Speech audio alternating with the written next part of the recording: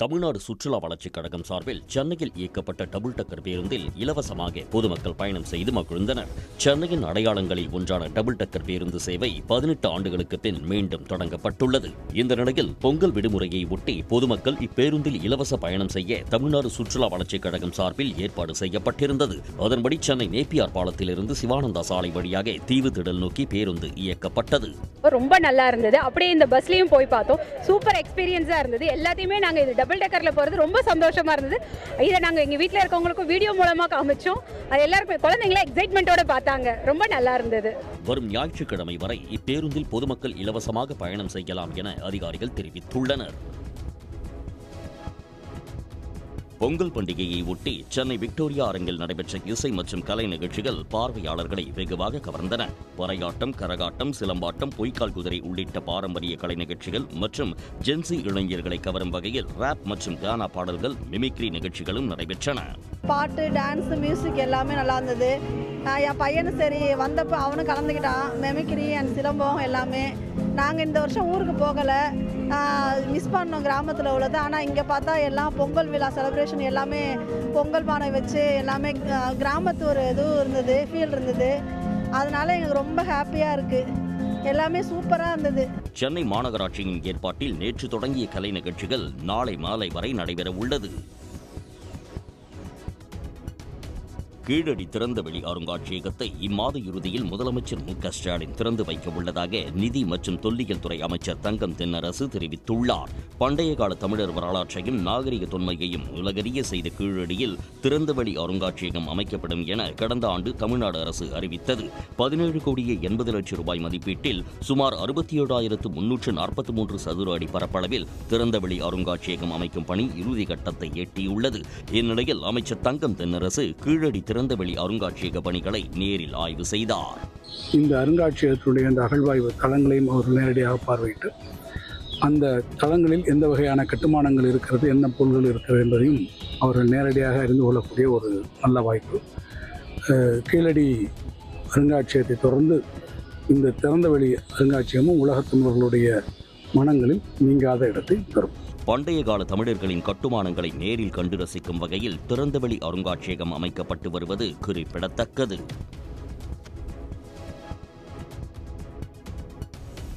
பொள்ளாச்சி அருகே தமிழக எல்லைப் பகுதியில் மீன் கழிவுகளை ஏற்றி வந்த வாகனத்தை சிறைபிடித்து பொதுமக்கள் வாக்குவாதத்தில் ஈடுபட்டனர். கேரளாவிலிருந்து தமிழக எல்லையோர பகுதிகளில் மருத்துவ கழிவுகள், இறைச்சி கழிவுகள் உள்ளிட்டவற்றை கொட்டிச் செல்லும் சம்பவங்கள் தொடர்கதையாகி வருகின்றன. இந்நிலையில் வடக்கிப்பாளையம் சாலையில் மீன் கழிவுகளை ஏற்றி வந்த சரக்கு வாகனம் ஒன்றை சிறைபிடித்து அப்பகுதி மக்கள் கடும் வாக்குவாதத்தில் ஈடுபட்டனர். ஆத்தோரத்தில் எங்கள் ஊராட்சி பக்கத்தில் பார்த்தீங்கன்னா ஆத்தோரத்தில் மீன் கழிவு இது மாமிச கழிவில் கொட்டுறது ரெகுலராக நடந்துட்டு இருக்குது. நாங்கள் இது வாட்ச் பண்ணி போர்டெல்லாம் வச்சுருந்தோம். இப்போ ஆள் நடமாட்டம் இல்லாதப்ப பார்த்தீங்கன்னா ஆற்றுப்படுகையில் இந்த கழிவில் நாங்கள் இல்லாதப்ப கொட்டிட்டு போயிடுறாங்க. போலீசார் சரக்கு வாகனத்தை வடக்கிப்பாளையம் காவல் நிலையத்திற்கு கொண்டு சென்று விசாரணை நடத்தி வருகின்றனர். அப்போது அந்த வாகனம் தூத்துக்குடிக்கு மீன்களை ஏற்றிச் சென்றது தெரிய வந்தது. திருச்சி மாவட்டம் சூரியூரில் புதிதாக கட்டப்பட்டுள்ள ஜல்லிக்கட்டு மைதானத்தை துணை முதலமைச்சர் உதயநிதி ஸ்டாலின் திறந்து வைத்தார். சூரியூரில் ஜல்லிக்கட்டு மைதானம் அமைக்க அப்பகுதி மக்கள் அரசுக்கு கோரிக்கை விடுத்திருந்தனர். இப்பகுதியில் ஸ்டேடியம் அமைக்க அரசு ஒப்புதல் வழங்கியதை அடுத்து பணிகள் கடந்த ஆண்டு பிப்ரவரி மாதம் தொடங்கப்பட்டது. இந்நிலையில் 900 பேர் அமரக்கூடிய வகையில் புதிதாக கட்டப்பட்டுள்ள ஜல்லிக்கட்டு மைதானத்தை துணை முதலமைச்சர் உதயநிதி ஸ்டாலின் திறந்து வைத்தார். மாண்புமிகு தமிழ்நாடு துணை முதலமைச்சர் அவர்கள் சூரியூர் ஜல்லிக்கட்டு மைதானத்தில் உள்ள கல்வெட்டினை திறந்து வைக்கிறார்கள். முதலமைச்சர் திறந்து வச்ச எல்லா ஸ்டேடியத்தை விட, நான் திறந்து வச்ச எல்லா ஸ்டேடியத்தை விட இந்த ஸ்டேடியம் மிகவும் அழகாக நம்முடைய தமிழர் பண்பாட்டை எடுத்து வைக்கின்ற வகையில், பெருமை சேர்க்கின்ற வகையில் அமைஞ்சிருக்கு. புதிதாக திறக்கப்பட்டுள்ள இந்த மைதானத்தில் இன்று காலை 8 மணிக்கு ஜல்லிக்கட்டு போட்டி தொடங்கி நடைபெற உள்ளது.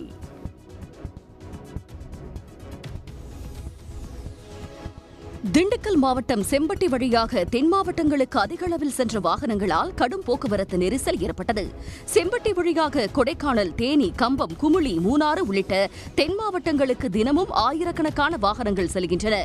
இந்நிலையில் பொங்கல் மற்றும் தொடர் விடுமுறைகளுக்கு சொந்த ஊருக்கு செல்வோர் மற்றும் கொடைக்கானலுக்கு சுற்றுலா செல்வோர்கள் அந்த வழியாக பயன்படுத்தி வருவதால் கடும் போக்குவரத்து நெரிசல் ஏற்பட்டது.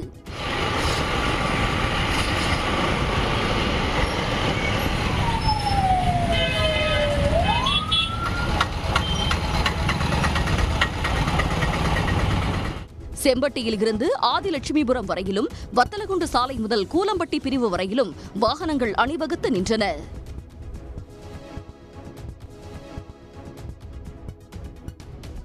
ஆண்டுக்கு ஒரு முறை மட்டுமே பகல் நேர வழிபாடு நடைபெறும் பொது ஆவுடையார் கோயிலில் சாமி தரிசனத்திற்காக 1,00,000க்கும் மேலான பக்தர்கள் குவிந்தனர்.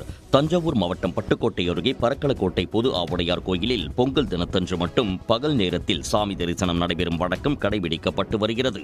நள்ளிரவு முதலே பொது ஆவுடையார் கோயிலில் குவிந்த பக்தர்கள் நெல், இளநீர், நவதானியம், ஆடு, கோழி உள்ளிட்டவற்றை காணிக்கையாக செலுத்தி வழிபட்டனர். மட்டும் கோயில்ல நின்றுட்டு இன்னும் இப்பதான் தரிசனம் பண்ணிட்டு வெளியில வரோம். நல்ல ஒரு தரிசனம்.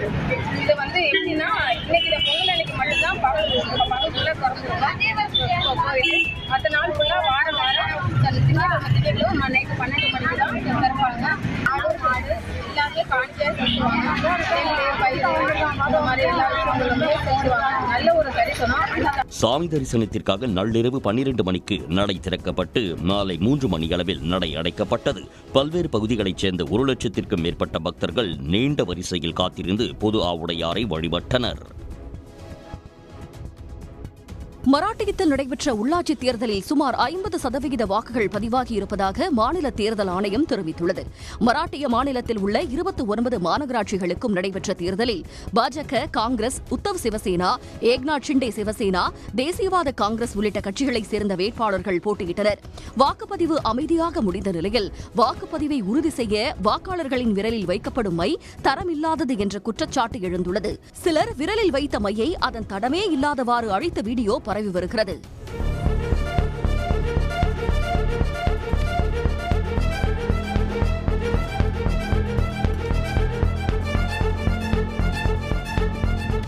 பெரும் எதிர்பார்ப்பை ஏற்படுத்தியிருக்கும் மராட்டிய உள்ளாட்சித் தேர்தலுக்கான வாக்குப்பதிவு காலை 7:30 மணிக்கு தொடங்கி மாலை 5:30 மணி வரை நடைபெற்றது.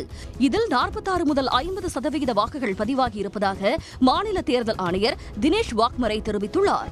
2017ஆம் ஆண்டு நடைபெற்ற வாக்குப்பதிவை காட்டிலும் தற்போது அதிகம் பதிவாகியுள்ளது.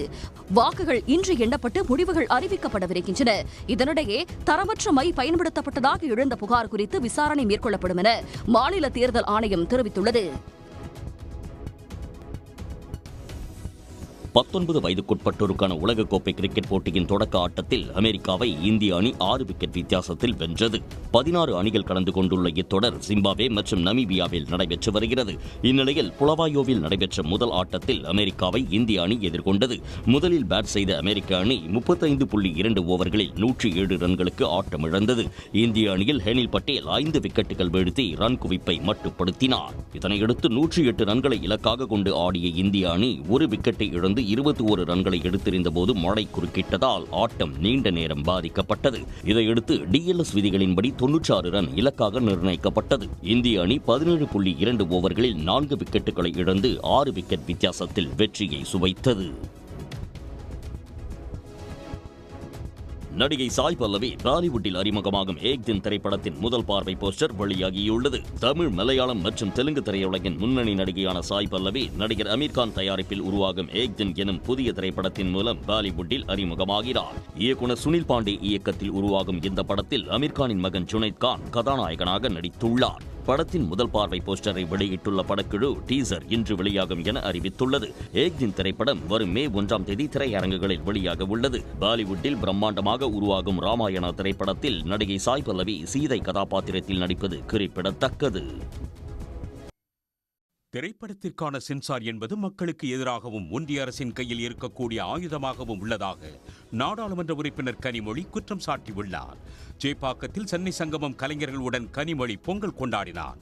இதனைத் தொடர்ந்து கரகாட்டம், மயிலாட்டம், பறை இசை வாத்தியங்கள் முழங்க ஏராளமான கலை நிகழ்ச்சிகள் நடைபெற்றன.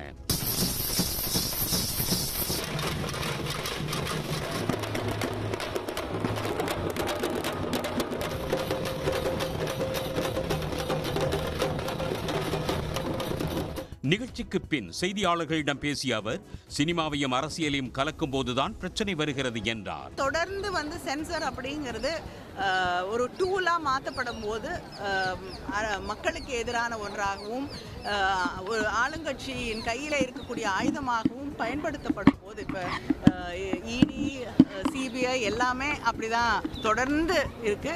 முன்னதாக சென்னை சங்கமம் கலைஞர்களுக்கு பொங்கலை முன்னிட்டு புத்தாடைகளை வழங்கி வாழ்த்தினார்.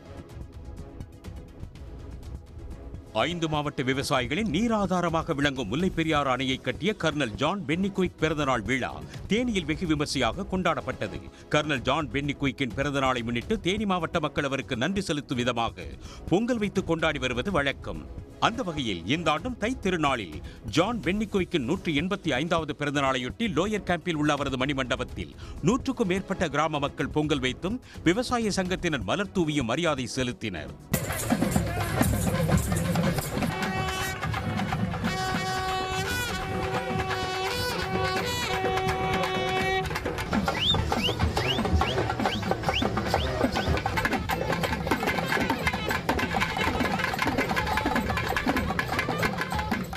முன்னதாக நாடாளுமன்ற உறுப்பினர் தங்க தமிழ்ச்செல்வன் மாட்டு வண்டியில் கிராம மக்களுடன் ஊர்வலமாக வந்து பென்னிகுயிக்கின் சிலைக்கு மரியாதை செலுத்தினார். வடகிழக்கு பருவமழையால் பாதிக்கப்பட்ட பயிர்களுக்கு 111 கோடியே 96 லட்சம் ரூபாய் நிவாரணம் அறிவித்து தமிழ்நாடு அரசு அரசாணை வெளியிட்டது. இந்நிலையில் உழவர் திருநாளில் விவசாயிகளுக்கு முதலமைச்சர் சர்க்கரை பொங்கல் வழங்கியுள்ளதாக விவசாயிகள் நன்றி தெரிவித்துள்ளனர். தமிழக முதலமைச்சர் சர்க்கரை பாகு போல, சர்க்கரை பொங்கல் போல, கரும்பு போல தித்திப்பான ஒரு அறிவிப்பு எங்களை வெளியிட்டிருக்காங்க. 2024 டிசம்பர்லையும் 2025 ஜனவரிலையும் 2025 கடைசியில் இருக்கக்கூடிய நவம்பர், டிசம்பர், ஜனவரிக்கு 2026 ஜனவரிலையும் இந்த பாதிப்பு ஏற்பட்டுச்சு. மத்திய அரசு கண்டுக்கவே இல்லை. ₹1 கூட சல்லி காசு கூட மத்திய அரசு என்னென்ன ஏறிட்டும் பார்க்கல. வெறும் பொங்கல் திருநாளை கொண்டாடி மோடி மோசடி பண்ணுறாரு வழியா மத்திய அரசு இதை பார்க்கவே இல்லை. திருவண்ணாமலை கோயிலில் உத்தராயண புண்ணிய கால பிரம்மோற்சவ நிறைவு விழா வெகு விமர்சையாக நடைபெற்றது. கடந்த 6ஆம் தேதி அண்ணாமலையார் கோயிலில் உத்தராயண புண்ணிய கால பிரம்மோற்சவ விழா கொடியேற்றத்துடன் துவங்கியது. இந்த நிலையில் பிரம்மோற்சவம் நிறைவு பெறுவதையொட்டி அண்ணாமலையார் குளத்திற்கு பால், தயிர், பஞ்சாமிர்தம் உள்ளிட்ட பல்வேறு பொருட்கள் மூலம் அபிஷேகம் செய்யப்பட்டு தீர்த்தவாரி வெகு விமர்சையாக நடைபெற்றது.